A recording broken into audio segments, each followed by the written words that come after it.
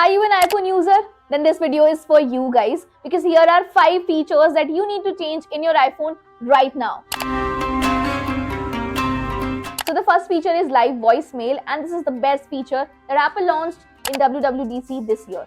Well, you cannot use it in India, but there is a trick that I'm going to tell you guys. Just go to settings and change the language to English US and then change the region too.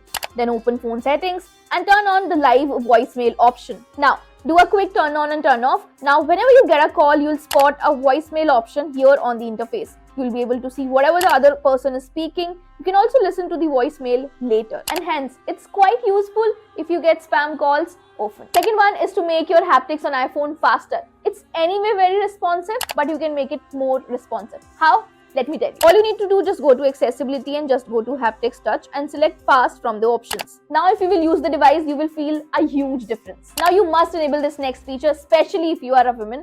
This feature is called sensitive content warning. You just have to go to privacy and you will find a toggle of sensitive content warning there. This feature will detect the inappropriate photos and pictures, and it will also blur them until you open the picture or the video. This feature can be used on iMessages and video messages. Now the next feature is really useful, because you and I are addicted to watching reels, right?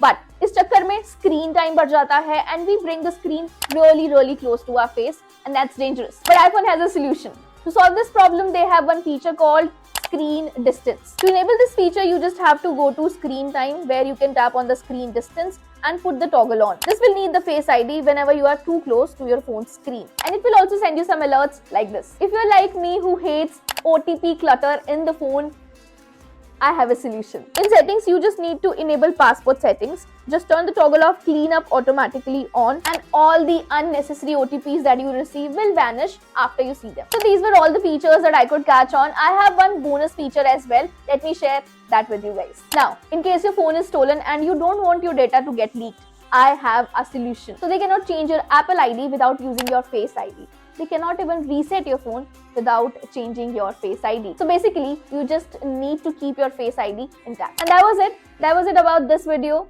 If you liked the video, let me know in the comment section below. Baki, keep watching Gadget Times. This is Vanshika signing off. I'll see you guys in the next one.